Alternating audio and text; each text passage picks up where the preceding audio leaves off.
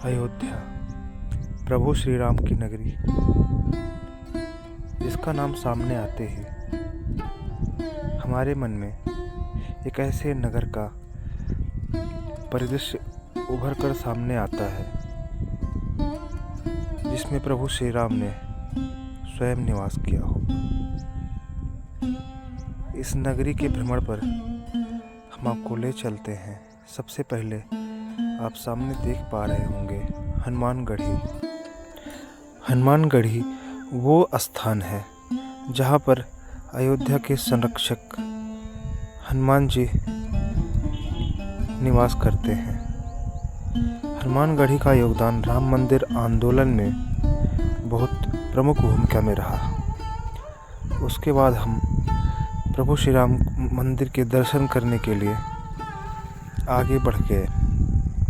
परंपरा के अनुसार अयोध्या में सबसे पहले हनुमान जी के दर्शन किए जाते हैं, उसके बाद प्रभु श्री राम के दर्शनों को जाया जाता है। प्रभु श्री राम के मंदिर के निर्माण के 1 महीने के अंदर मेरी ये तीसरी यात्रा थी। दर्शन करके हम श्री राम की पैड़ी पर पहुंच गए।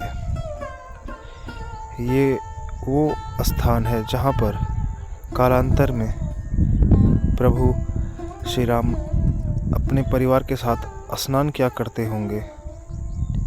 और ये सामने आपके ये जगह है लता चौक, जिसे लता मंगेशकर जी की याद में बनाया गया है।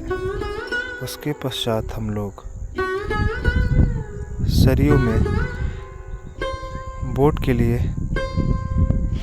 गए।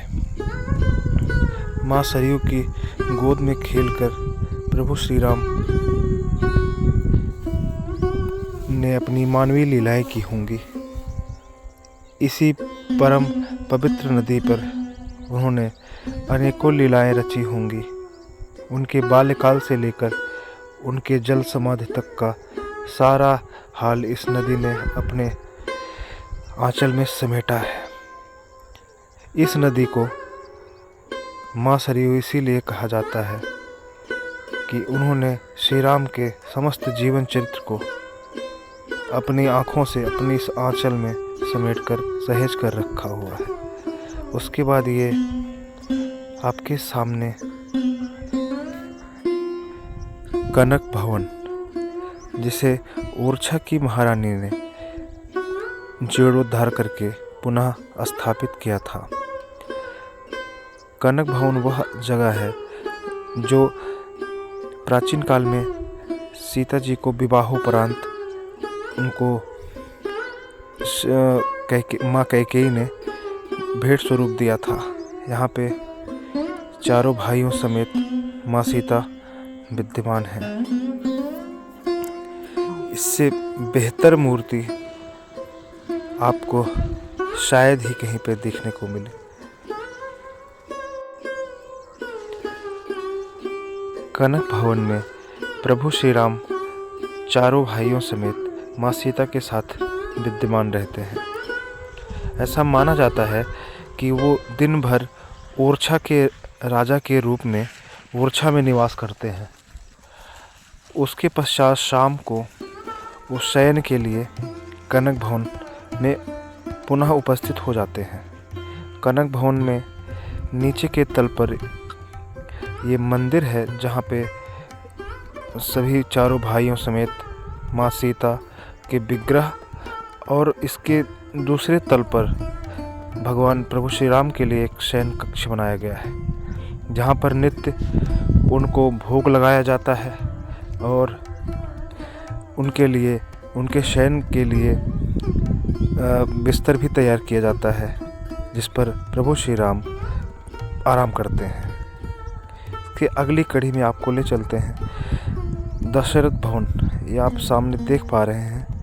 ये इमारत भव्य और शानदार इमारत है दशरथ महल की। दशरथ महल में चारों भाइयों अपने सपत्नीक चारों भाई विद्यमान हैं। मन दिन भर अयोध्या नगरी में घूमने के पश्चात भी न भरा। तो हम पुनः चल दिए प्रभु श्री राम के दर्शन करने के लिए। रात में दर्शन होने के बाद ऐसा लगा कि हमने चारों धाम कर लिए हों। इससे ज़्यादा सुकून किसी सनातनी के लिए कभी कहीं नहीं मिल सकता।